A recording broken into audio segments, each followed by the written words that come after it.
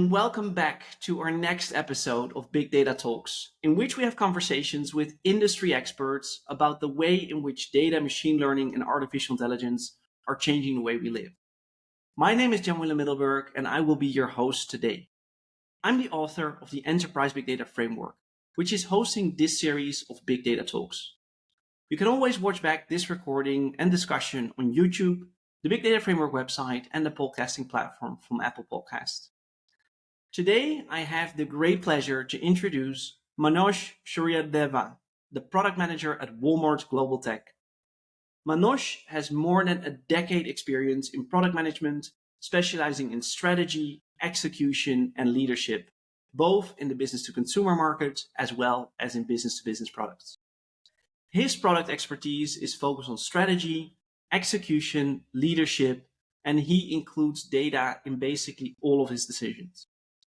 Manoj has a master's degree in computer software engineering from the University of Houston Clear Lake. He was a systems engineer and product manager for multinational companies, including AT&T, American Express, and Expedia Group. He has served as a judge in numerous science and technology awards throughout the years. I'm going to be very interested in that, so we're going to definitely talk about that. Manoj, welcome to Big Data Talks. It's an absolute pleasure to welcome you here today. Thank you for having me, Jan. I'm super excited to be on the podcast today and talk about data. And this is an interesting topic for me. I'm super excited to be here and again talk to you on this topic. Absolutely. And talking about data, that's definitely going to be the conversation of today. So to kickstart and let our listeners and viewers know a little bit of your background, and also to explain to anyone who's not listening from within the United States, but from elsewhere. Obviously, Walmart is known as one of the world's largest multinational retail companies, but you work specifically for Walmart Global Tech. Can you explain a little bit of what you're doing and some of the background and context that your company does? Yeah, absolutely. Obviously, Walmart's the retail giant.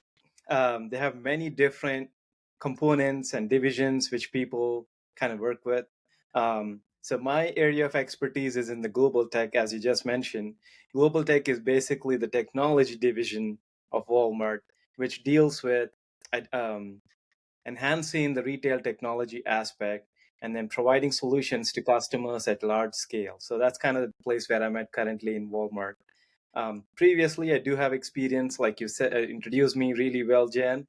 I do have experience in financial, travel, hospitality, and multiple other domains in the product management space. Thank you so much. You're very, very welcome. So also, I always I try to always make sure that we have a global audience and global guests. So I'm presenting today from Kuala Lumpur, Malaysia. Where you're based? I'm based in Bentonville, Arkansas, in the United States. Obviously, this is where Walmart's located, and that's where I'm at. Good, very, very good. So can you tell me a little bit around what does the role of a product manager mean, especially within Walmart Global Tech? Absolutely. So, really, when we think about product management, the very essence of it's very ambiguous, right? There's multiple different roles which people do in different companies, especially the product role has different definitions when we think about in different companies. At least in retail technology in Walmart, product team does has all the components associated to enhancing a product, building product features, building new components with a feature, or even creating new products at some point, right? So these are different components which a product manager does at Walmart. However, we do also deal with large scale planning and short term planning. So keeping those two in mind as what a product manager does on a day to day basis, enhancing features for short term basis, and also thinking about the long term roadmap for the company and the organization you work at. And also, we work on executing large scale features and working closely with different teams as a product team member, whether it is the development team, it could be a marketing team, legal, financial, multiple different teams. So this role really touches the aspect across domains, working cross functionally, shepherding different teams to build great product features. So that's kind of the real essence of the product management role in Walmart, kind of has a 360-degree view of the business and really enhances you as an individual. I can imagine that. I've had a few product managers before on this podcast, and they sometimes said, "Well, this product manager role is kind of like a spider in the web, and we're trying to make sure that we're dealing with all those different stakeholders in order to ultimately incorporate all of their wishes and needs, long and short term, into the products that are up and coming." Is that how I could summarize it as well? Yeah, absolutely. So, like you summarized it really well. Spider in a web, right? As I said, it's very ambiguous. You're kind of stuck in all these different webs, so to speak, and then you had to come out of it, make sense of the product, and like build things which make sense for the customer. So, you're absolutely right. Great. So thanks for providing a bit of clarification and background. Let's start diving into data itself, because that's obviously always the main focus of this podcast. So, as I noted in the introduction, big data, machine learning, artificial intelligence, they are changing the way we live, the way we operate, what we see, what we purchase. A lot of things are changing because of data. So the central question that I always start with is, what is your view on how big data is changing the world? Always very interested to learn about that. So, it's a very interesting question because data is the essence of or the heart of everything we do in our daily lives. Um, Obviously, every event you have in your daily life can be captured as a data point, right? Mm. It could be either you walk in from point A to point B, or you shop in at a store, or you're actually making a conversation with another friend or family member, right? So all these are different data points that can be collaborated and kind of used to understand the behaviors of these customers, or even like generally in people, right? Yeah, So as you said, the dynamic is changing with artificial intelligence coming into play. Data is being used at a large scale now, especially with large language models in the AI space, right, and the artificial intelligence space.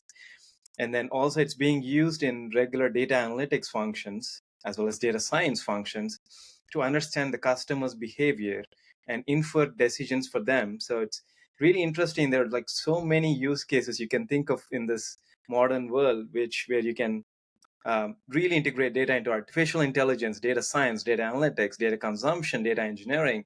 So there's endless opportunities right now in this modern world when you think about the huge amount of data you can capture for an individual.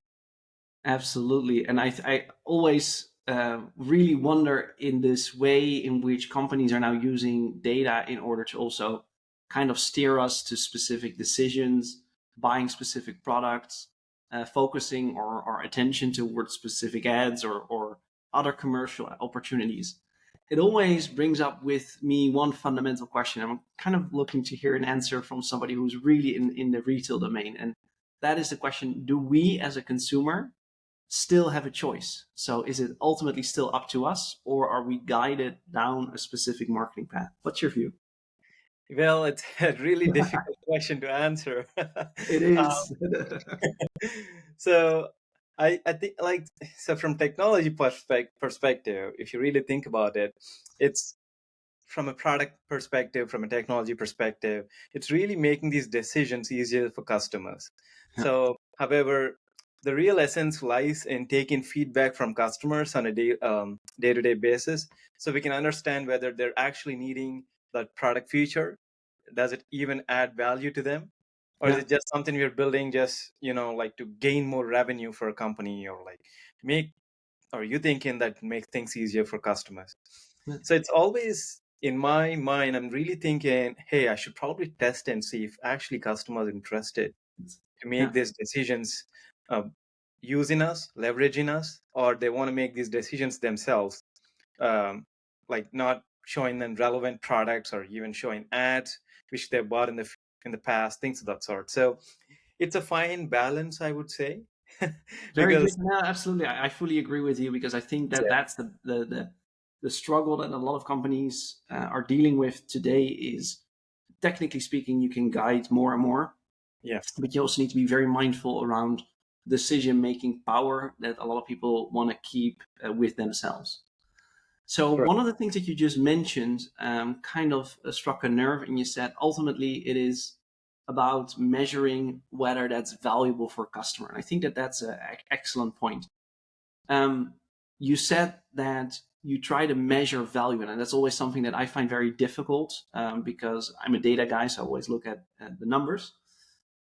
How do you measure value if you're looking at product development? So, is there any methodology or way that you're using to determine whether something is going to be valuable for a customer or not? Absolutely. Really good question. So, from a product perspective, even generally speaking, you think about this one key metric, and I call that as the leading metric, right?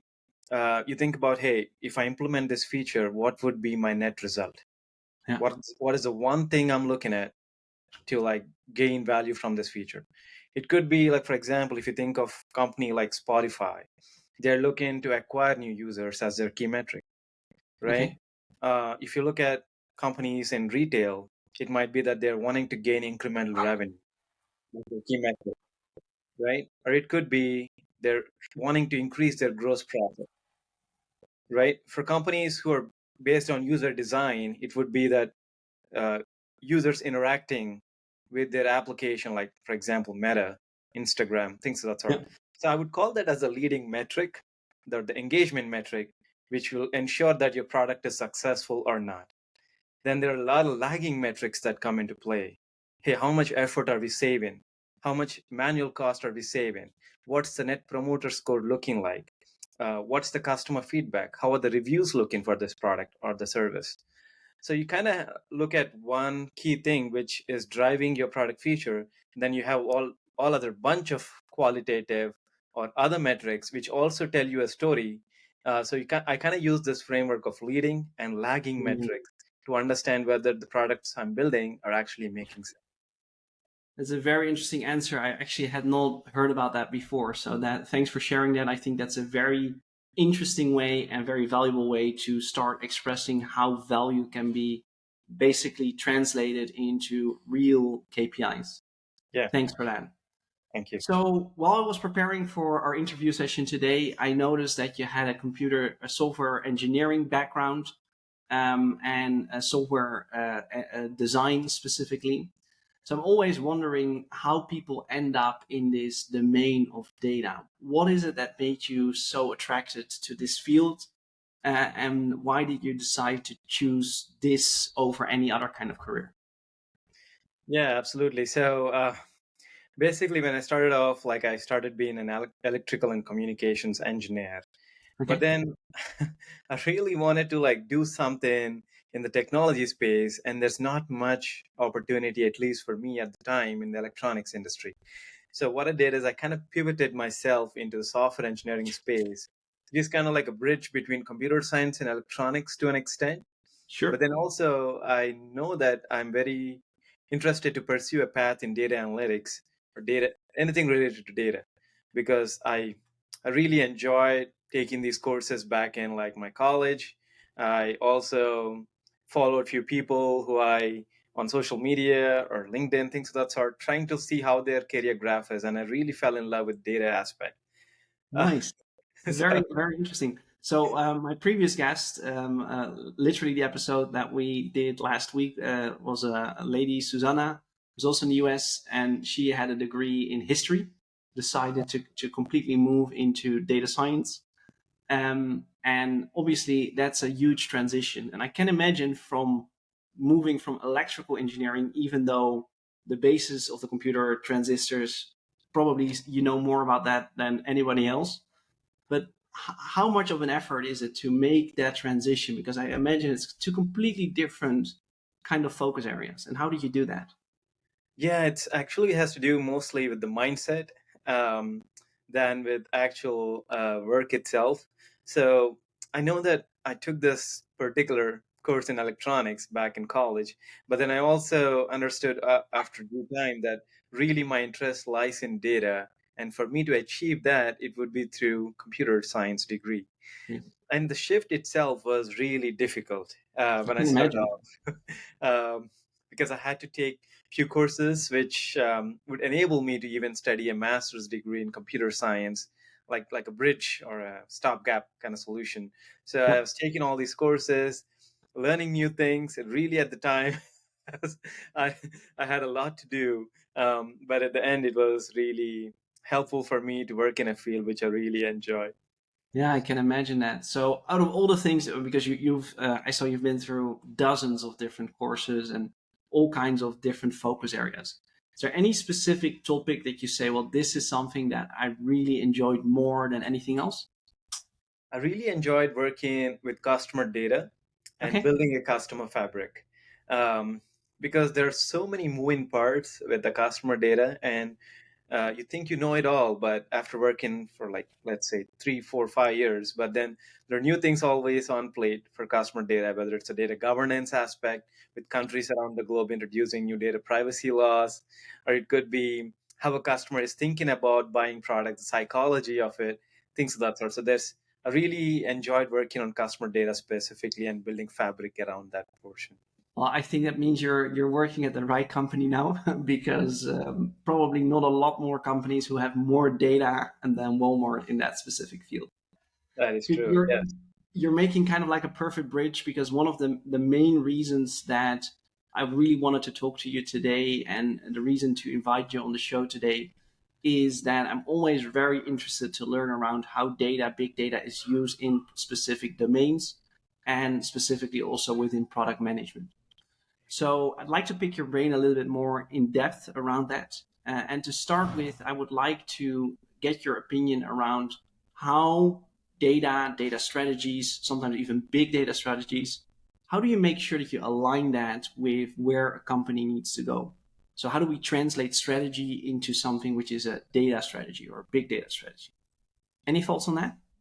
Yeah, absolutely. I think thinking about implementing at scale Okay. seems really scary at first, but it's actually pretty easy if you have a framework.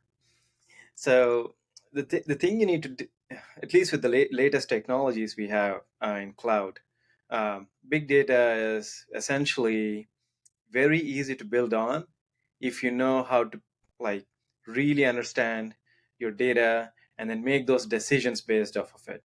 Right now, there's so many technologies in the market based out of cloud where the data itself can be bridged on top of it, right? So, building a strategic framework, working with an architect who understands how the technology can be scaled with millions and probably in the future with billions of customers, yeah, right, is essentially the first step we need, like, as a company needs to take. The second step would be to understand how that particular technology you selected is behaving with housing the customer data, whether it is addressing all of the components you need to take off, like, for example, is it whether it's saving you cost for housing that or housing the data, or is it helping you actually deliver results to your customers effectively on a timely basis? That would be a second question you need to ask. And then, are these systems even reliable and functional, right? You kind of do this assessment, work with an architect, build a strategic framework, and it's really, really easy in this modern technological world to build a framework and have this big data setup done really, really well, right? So that's kind Absolutely. of my take on it. Yeah. No, it's a very good take. And as you probably know, I'm a big advocate of using frameworks, because I always think a framework really brings a structure that otherwise you might be lacking, and it makes something much easier to explain. So you mentioned the word framework a number of times in order to build this strategy. Is there any specific framework that you're using? Let's say an open variant that could be interesting for some of our listeners, or is this all in-house developed and proprietary? Well, the concepts really are open sourced. If you think about how the data is warehoused in a big data platform, Okay. however, there are some certain strategies which are built in house depending on the need, and I guess every company does that to make sure that they're building a strategic initiative which addresses their particular use case needs. If you think about how data can be warehoused, you can think really about like Snowflake schema, Sure. having these different facts and dimensions of data points arranged in a way which will be easier for you to retrieve as a customer, right?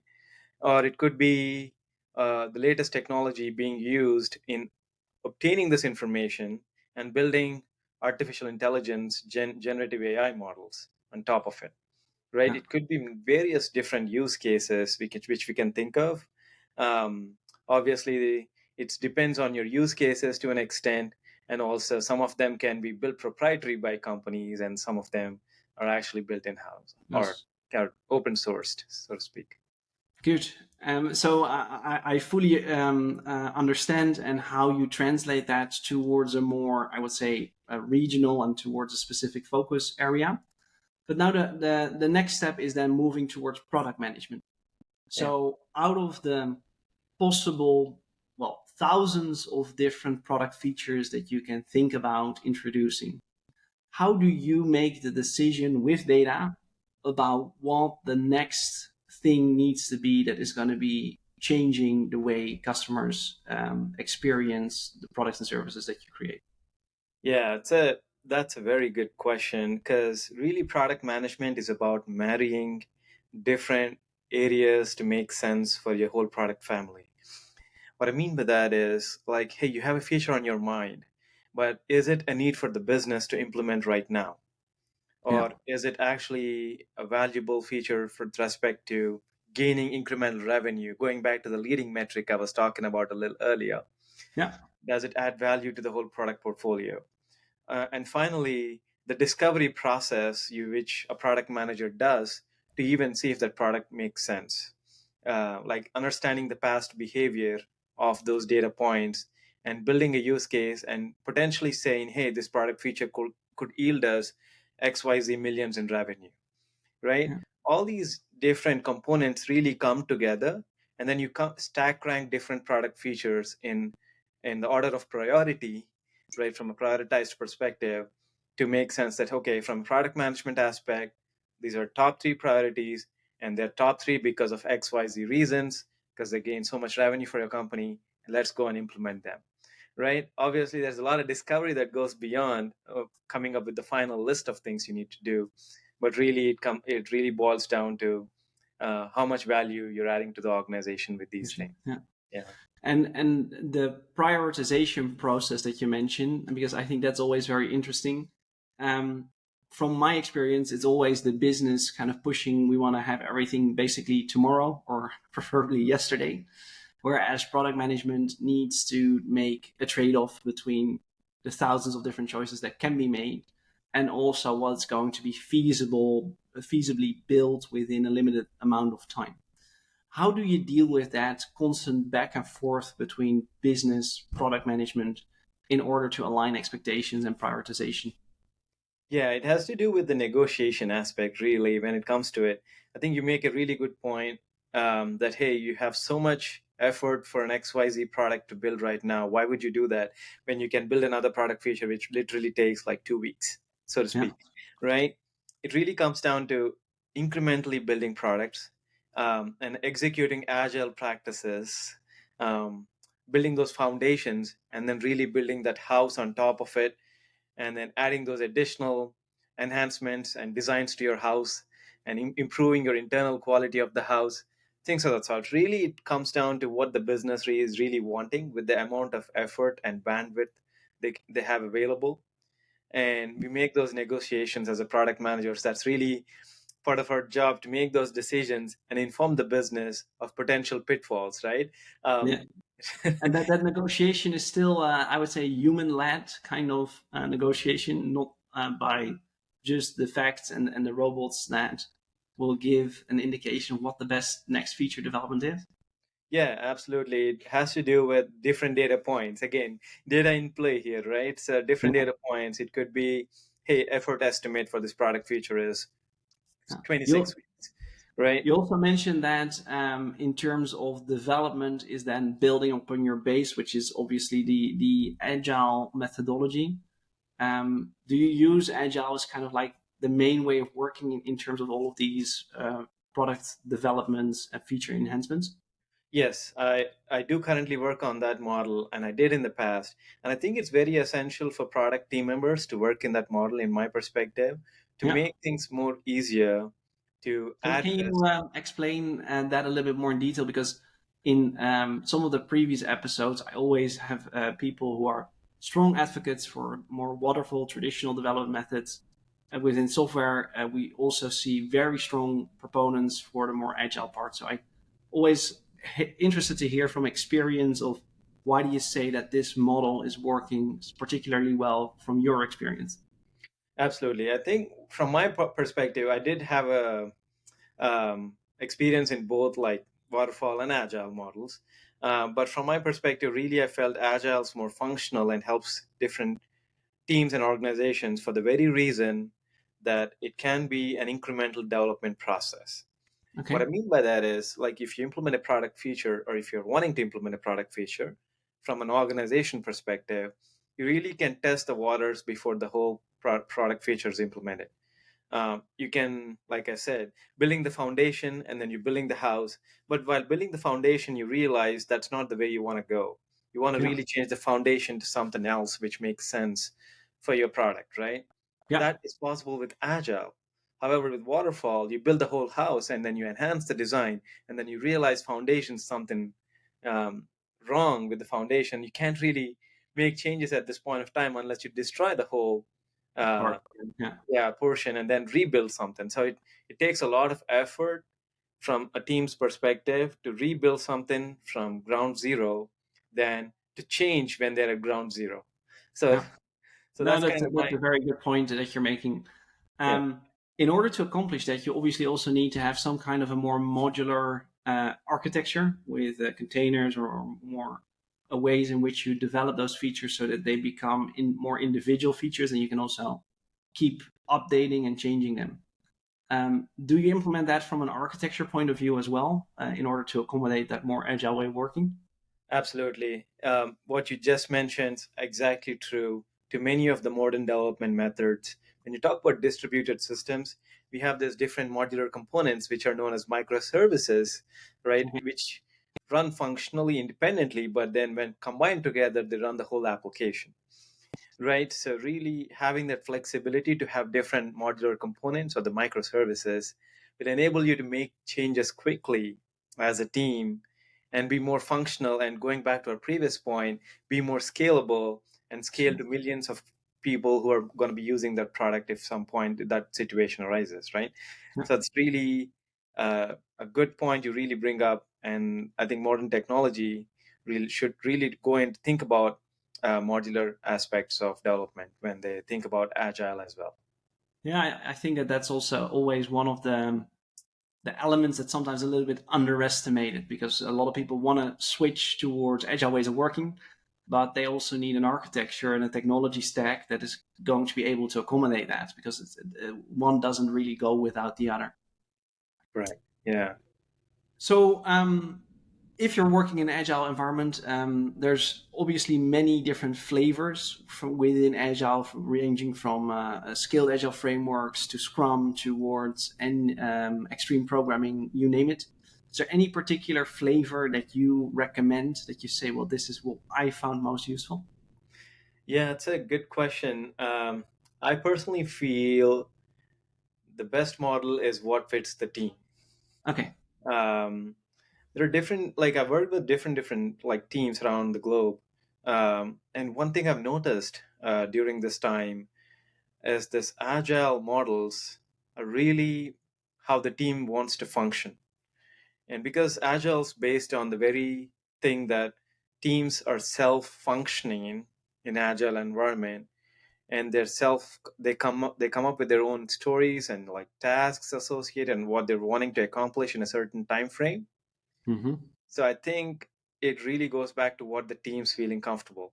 Obviously, during the inception of Agile, they can try out different methodologies. Like I did have experience in scaled agile framework, for example, and it really works well for teams who are cross-functionally dependent throughout all the features they built, because you have this big agile release train. There are different teams that are associated to each and every product feature you build, so it really helps you to pre-plan things ahead of time in a scaled agile framework. Whereas a team which is independent of the work it does, it can be a regular 2 week sprint, regular agile cadence. It could be a quarterly planning or annual planning, depending on what they're really wanting to do. So I really think it's from a team's perspective, things change Yeah. globally, and obviously the standard can be from the Scrum guide, which we obviously all have access to, and go ahead and see what works for the team really. It's a very interesting approach by tailoring it, I think, towards individual teams because um, the whole purpose of best practices and methodologies is always obviously always to make sure that you choose what's best fit for a specific individual or team. So I'm quite excited to see that you're actually applying that in practice as well. Yeah. One of the things that you mentioned is the team, and you're obviously always having your product development and product managers hat on in a team like that.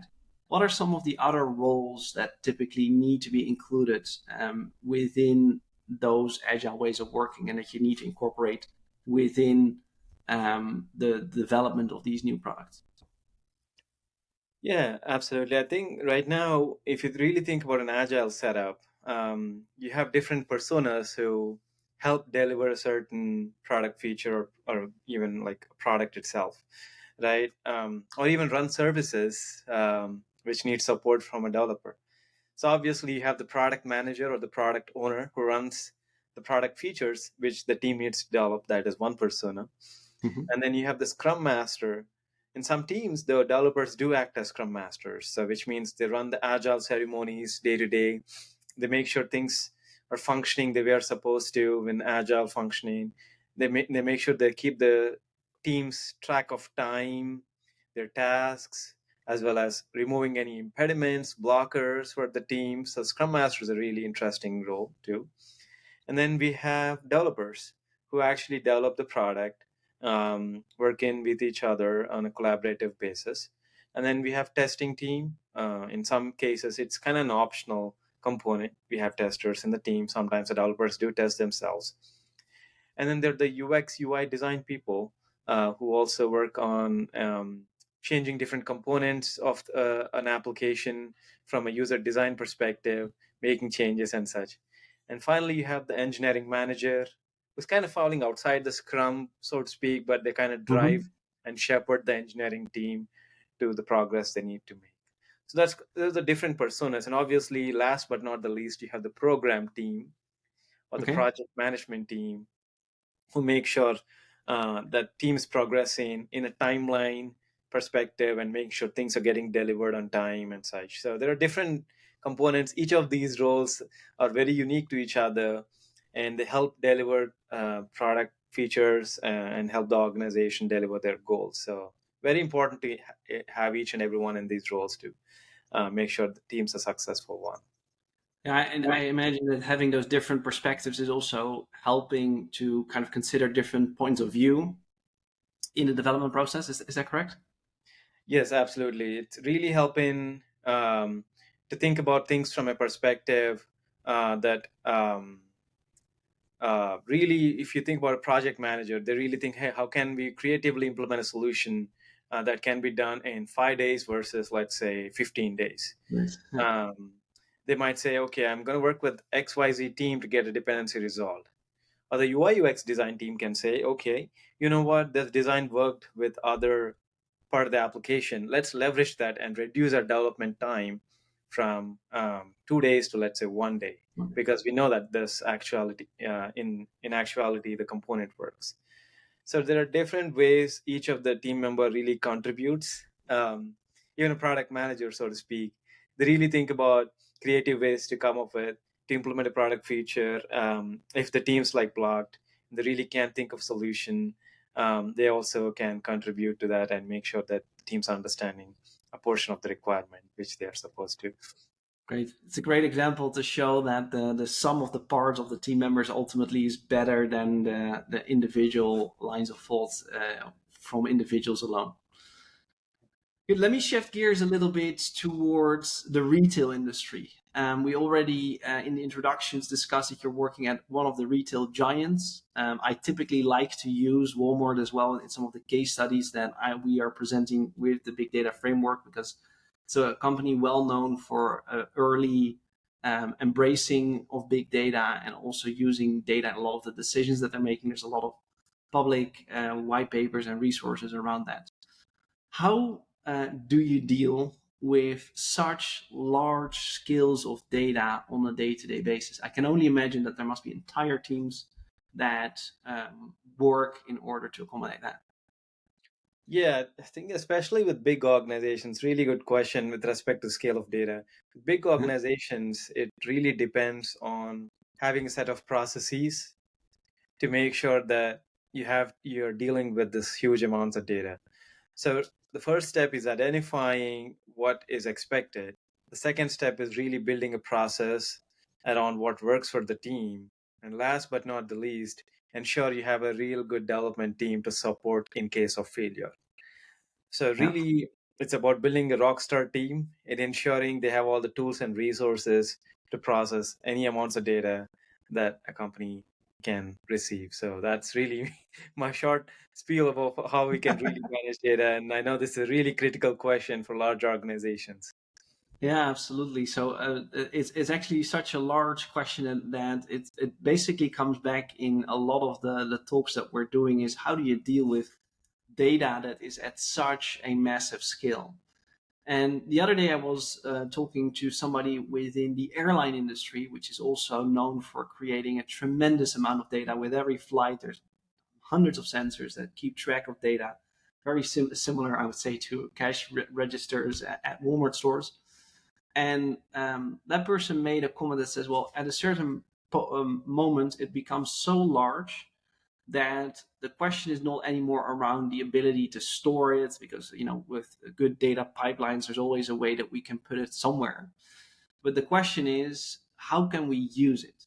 And if there is so much data out there, the question really becomes which portion is actually going to be useful for product improvements, for making decisions. So I'd like to ask the same question to you. In that massive sea of data that you obviously have access to, how do you determine what's valuable, what you could use for product development or for any other decision that you would like to make? Because it's Yeah, so large. that's a really interesting and a thought-provoking question, right? Obviously, there are so many components, events of data points that we all talked about just recently Yeah. in this podcast too. And uh, really, it comes down to what makes sense for your product, right? You really think about how can you consume this data, make an aggregated version of it, really, so that you get the final output in a way that is presentable, whether to build reports or consumable in an Excel format, or it Yeah. could be put in another database which can be pulled by another user. So it really comes back to having also a real good product feature on what makes sense for the team, do it on a regular basis, combine different data components if you're getting them in like a disjointed format, so to speak, and then build that unified customer platform, right? Hmm. In case of customer data, it could be a customer platform. It could be, in case of, let's say, healthcare data, it could be identifying patients' information easily by capturing XYZ data components of a patient. So the Yeah. physician can make those decisions, right? Based on their past data points. Records. Yeah.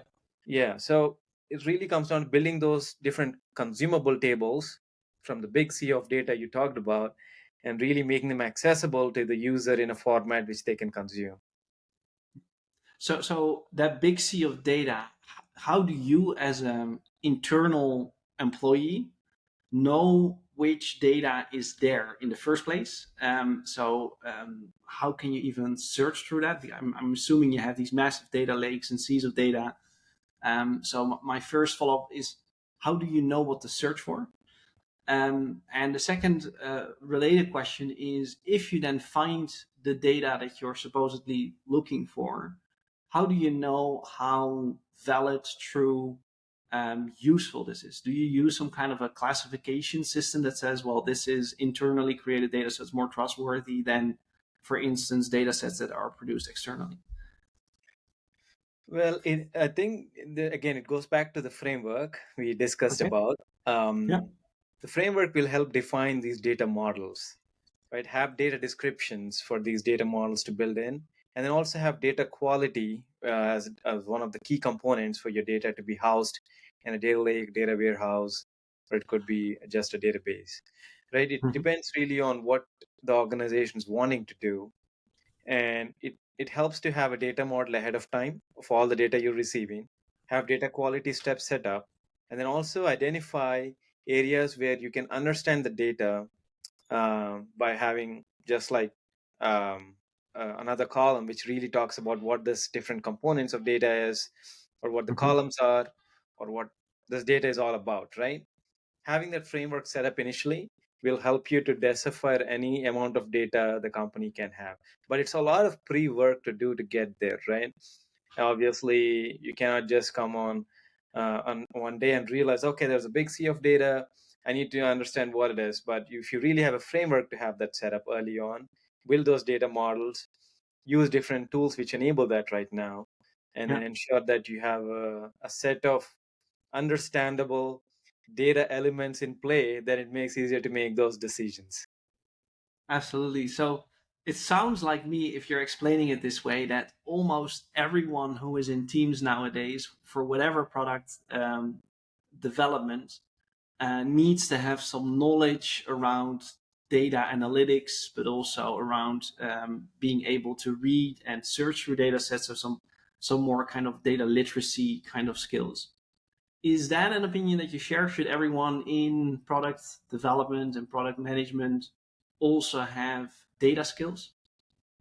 Yes, that I think it's very essential for anyone to understand data, even though they're Uh-huh. not a data product manager, like I am, for example, because obviously when you think about how do you capture your leading indicators, I was saying earlier, and you have this framework to identify what's working for your product, you always go back to the data and make those decisions. So having that data literacy, having the basics and understanding what data means will help make these decisions real quick, and also makes you a fast person to execute on things, and not be blocked by a blocker of depending on someone, or not trying to like understand what a different data point is, or things of that sort. Really helps you if you have that simple amount of data literacy, to have things done. Uh, I think from what I've been seeing over the last year and a half, that this is kind of becoming a fundamental skill that almost everyone in business nowadays need, whether you're in banking, product management, finance, marketing. The ability to read, work with data is becoming incredibly more important. On the same side, we see that the number of people who actually have skills in that area or are interested in working in that area is not keeping up to par with demand. So, how does a big company like Walmart, how do you attract people specifically with the skills that you just mentioned? Absolutely, I think really it's about all about awareness of what exists currently. Okay. And as an individual, what I do myself is try to mentor people who are fresh out of college or somewhat in their career and want to pivot to data management. Um, Really about educating people, and also showing them the path to take courses, or actually try a role in data product management or data in general, and see how that's working for them, especially if they're early in their career.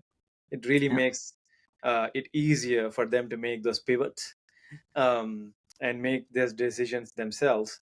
So it has to come down to trying that, making sure that you learn on a day-to-day basis, and see if it works out for you really, and that's how data can actually work for people. Yeah. Speaking about starting a new career, or people who are considering whether they are going to go into the data domain and might be listening today, one of the core focus areas of starting this podcast is also to talk always a little bit around learning new skills, new technology, whether data is something you might be interested in or not. Based on your experience, suppose that you were 18 again, and you can choose whatever kind of career path, whatever kind of courses you would like to study.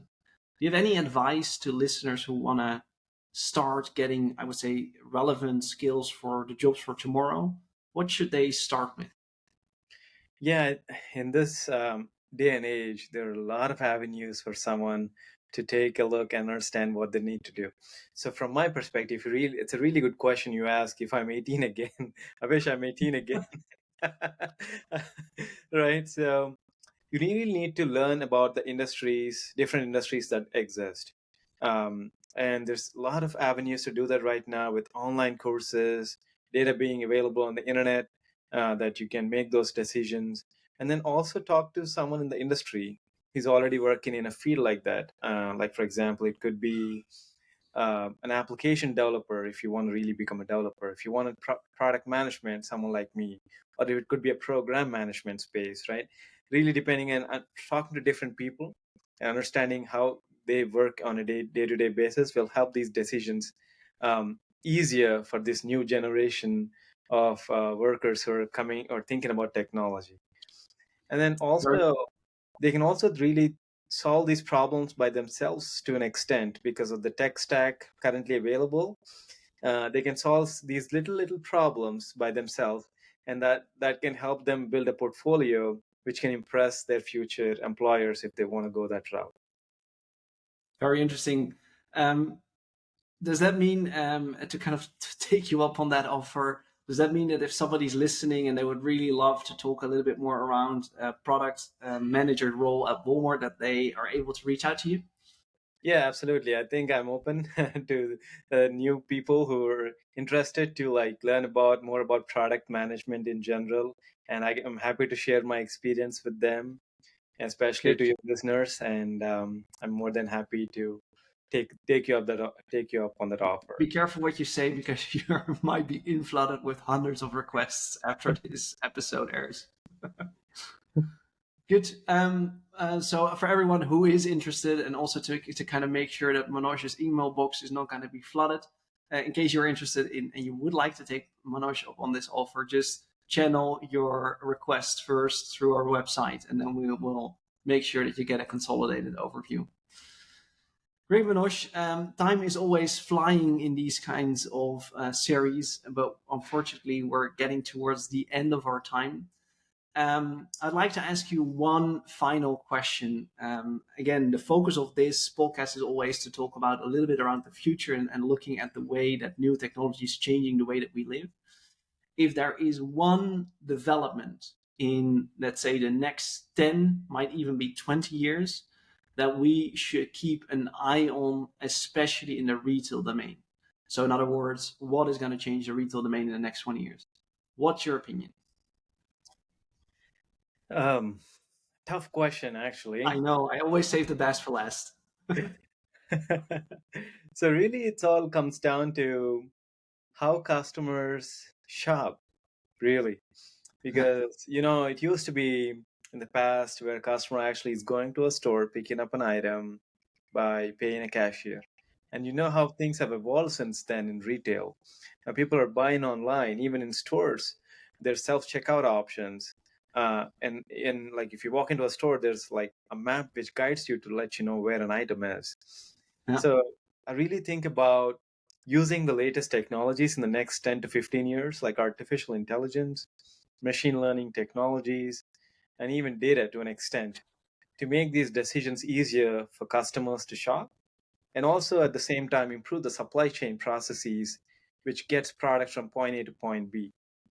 Right? These are the two things which I can think about that will essentially shape up the retail domain, and they're very crucial for a company to be successful. Great. So if I can summarize it, it's the way that people shop in the future is going to change.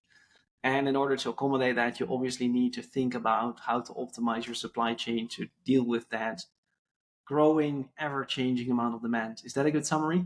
Yeah, absolutely. I agree with that. Great. Thanks, Manoj. It has been such a pleasure having you here at Big Data Talks. I always love to pick the brain and actually go in depth. And I think I kind of challenged you with some more difficult and detailed questions. But that's the whole point of this podcast. It's just to kind of go beyond the basics, which you can find everywhere online, and do a little bit more of a deep dive into what is the actual experience, what are the actual technologies that are changing this way that we live. Been an absolute pleasure to talk to you. I'd like to really keep you closely connected so that we can maybe follow up on any future kind of engagements. Thanks for your time today. Thank you so much, Jan. It's a pleasure being here.